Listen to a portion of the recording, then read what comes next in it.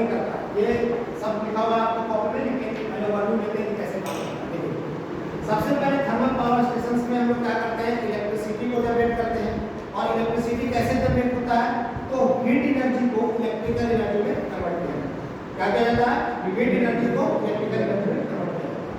अब यहाँ पर देखिए सबसे पहले थर्मल पावर स्टेशन में हम लोग कोल्ड स्टोरेज में कोयला लेके आए, कोई ट्रेन से ट्रक से वायु स्टोरेज में हम कोयला लेके आए, यहाँ डालने के बाद कोल्ड स्टोरेज के बाद कोल हैंडलिंग प्लांट में जाता है। कोल हैंडलिंग प्लांट क्या करता है, सबसे पहला प्रोसेस करता है कि उस कोयले में जो आपका पत्थर है, लोहे का कण है, उस सबको निकाल के अलग करता है। अलग करने के बाद कोल हैंडलिंग में एक और प्रोसेस करता है पल्वराइजेशन से। वो क्या करेगा, कोयले के छोटे छोटे कणों में तोड़ देगा और तोड़ने के बाद कन्वेयर बेल्ट से तोड़ने का छोटे छोटे कणों में क्यों तोड़ा जा रहा है, क्योंकि उसका सारा का सारा एनर्जी का यूटिलाइज किया है। ठीक है, तो छोटे छोटे कणों में तोड़ने के बाद आपको क्या करेगा, बॉयलर के फर्नेस में डाला जाएगा, वहां पे जलता है। ठीक है, अब जलने के बाद यहाँ डाल दिया जाएगा। अब देखिए ये जो जलने के बाद आपका बॉयलर में क्या होगा, पानी होगा बराबर, बॉयलर पूरा क्या होगा, पैक होगा। इधर से आपका एक निकलने का रास्ता होगा जो स्टीम निकलता है। ठीक है, तो पहले सबसे पहले समझेंगे कि जब वो कोयला जल जाएगा तो कोयला जलने के बाद गैस भी निकलेगा। उस गैस को फ्लू गैस का नाम दिया गया है। जो गैस निकलेगा कोयला जलने का, जो आप गैस निकलेगा फ्लू गैस निकलेगा, और वो फ्लू गैस ऐसे होते हुए ऊपर की तरफ चिमनी की तरफ से निकलेगा। ठीक है, आप जो यहाँ पर जो कोयला एस बच जाएगा, तो राख बच जाएगा, वो हैंडलिंग प्लांट में आएगा। एस हैंडलिंग प्लांट में वो क्या करेगा, उसको पूरा स्टोर कर करके स्टोरेज में भेज देगा। ठीक है, एस स्टोरेज, और एस स्टोरेज में भेजने के बाद उसको क्या करता है, या तो डंपिंग के लिए भेज देता है, लेकिन आजकल ईटा बनाने के लिए भी यूज किया जा रहा है, तो इसको ईटा बनाने के लिए यूज करता है। ठीक है, तो एक प्रोसेस पता चल गया।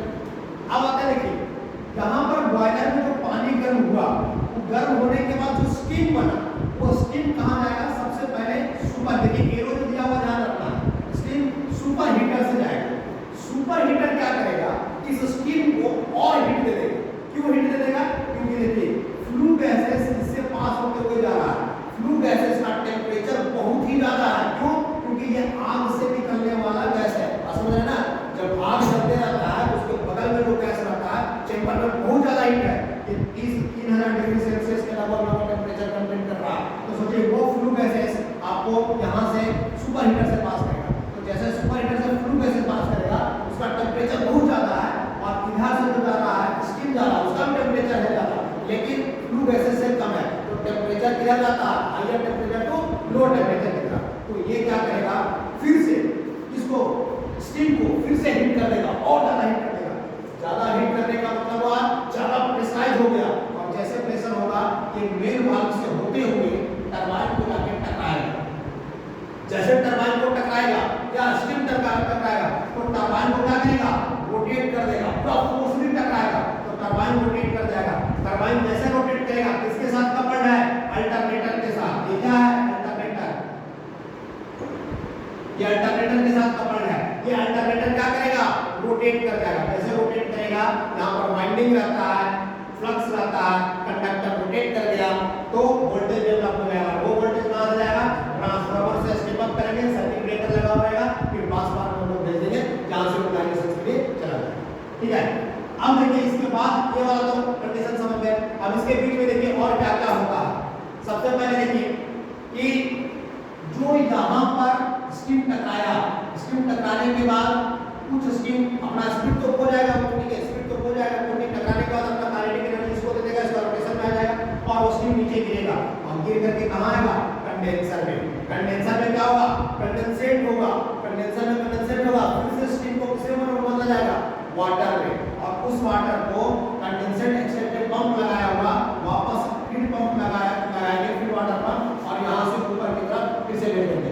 और भेजने के क्रम में फीड वाटर हीटर यहाँ पर लगा हुआ रहेगा। फीड वाटर हीटर क्या करेगा, इस जो वाटर आ रहा है उसको गर्म करके, बस बोले उसको गर्म करके ऊपर भेजेगा, और ऊपर भेजने के साथ ये फीड वाटर फिर किसमें जाएगा, इकोनोमाइजर में, और इकोनोमाइजर में क्या काम करेगा, फिर से उस पानी को गर्म कर देगा। किसकी वजह से, ये फ्लू गैसेस की वजह से, क्योंकि फ्लू गैसेस जो है इकोनोमाइजर से नहीं पास कर रहा है, और इकोनोमाइजर से जब ये पानी पास करेगा तो फ्लू गैसेस का टेम्परेचर बहुत ज्यादा है, वो पानी को भी क्या करेगा, हीट कर देगा, और पानी को हीट करने के बाद बॉयलर में डाला जाएगा। तो देखिए अगर डायरेक्टली पानी ठंडा डालेंगे बॉयलर में, तो जो भी पानी है उसको और ठंडा कर देगा। तो हमको ज्यादा कोयला चाहिए, फिर से ज्यादा टेम्परेचर बढ़ाने के लिए।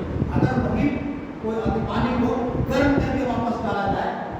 लगभग उतना गर्म नहीं रहेगा, लेकिन उससे कम गर्म रहेगा, तो फिर भी क्या करेगा, टेम्परेचर को थोड़ा मेंटेन रखेगा, तो ज्यादा से ज्यादा हमको कोयले की जरूरत नहीं पड़ेगा। बात समझ रहे हैं? तो ये इकोनोमाइजर से आपका एफिशिएंसी 3 to 5% बढ़ा देता है। एफिशिएंसी बढ़ा देना मतलब कि इनपुट जो जाता है, जो आउटपुट आता है, उसके रेशियो में आउटपुट बढ़ जाएगा मेरा कितना, 3 से 5%। कौन बढ़ा देगा? इकोनोमाइजर को। क्यों? क्योंकि पानी को गर्म करके वापस से बॉयलर में भेज रहा है, जितना गर्म कर रहा है उतना कम कोयला मेरा खर्च हो रहा है, ठीक है। तो इकोनोमाइजर का काम क्या है, एक फीड वाटर हीटर को वापस से गर्म करके बॉयलर में डाल देगा, ठीक। अब देखिए इसके बाद क्या हुआ, ये आया एयर प्रीहीटर पे। एयर प्रीहीटर क्या करता है, कोयले को जलने के लिए हवा की जरूरत पड़ता है। अगर आप ठंडा हवा देंगे तो जो कोयला जल रहा है उसको तो ठंडा कर देगा, ना, उसको ठंडा कर ही देगा अगर ठंडा हो जाएगा। देखिए ये फोर्स ब्रॉड फैन लगाया गया है, बाहर से अंदर हवा डालता है, एयर प्रीहीटर का काम आता है। मतलब एयर प्रीहीटर में कौन पास कर रहा है, फ्लू गैसेस। और फ्लू गैसेस कहां से निकल रहा है, यहां से, उसका टेंपरेचर बहुत ज्यादा है। वो टेंपरेचर क्या किया, इस एयर प्रीहीटर में जो हवा आ रहा है उसको हीट कर दिया, और हीट करने के बाद वापस से बॉयलर के फर्नेस में डाला गया। बॉयलर में नहीं डाला गया, फर्नेस में डाला गया, जहां आग लग रहा है, जहां जरूरत है ऑक्सीजन का, बिना आग जलेगा, हमारे कहते हैं तो आग जलेगा, उसको गर्म करके डाला गया। इसलिए गर्म करके डाला गया ताकि मेरा जो कोयला हो वो ठंडा ना पड़े, ठीक है। अगर तो ठंडा पड़ जाएगा तो फिर से कोयला ज्यादा देना पड़ेगा गर्म करने के लिए, ठीक है। तो इसीलिए एयर प्रीहीटर भी आपके एफिशिएंसी को इंक्रीज कर देता है। एयर प्रीहीटर भी आपके एफिशिएंसी को इंक्रीज कर देता है। अब एयर प्रीहीटर से जो गैसेस बना, फ्लू गैसेस बचा, वो एयर प्यूरिफायर में गया, क्या करता है, सबसे पहले उसको प्यूरिफाई करता है। प्यूरिफाई करने के बाद चिमनी से बाहर निकालता है, समझ गए। पहले वो कंटेंट को प्यूरिफाई कर लेता है कि ज्यादा गंदगी हवा में ना आए, नहीं तो प्रदूषण बहुत ज्यादा फैलेगा, तो उसको कम करके ही चिमनी से बाहर निकाला जाता है, ठीक है।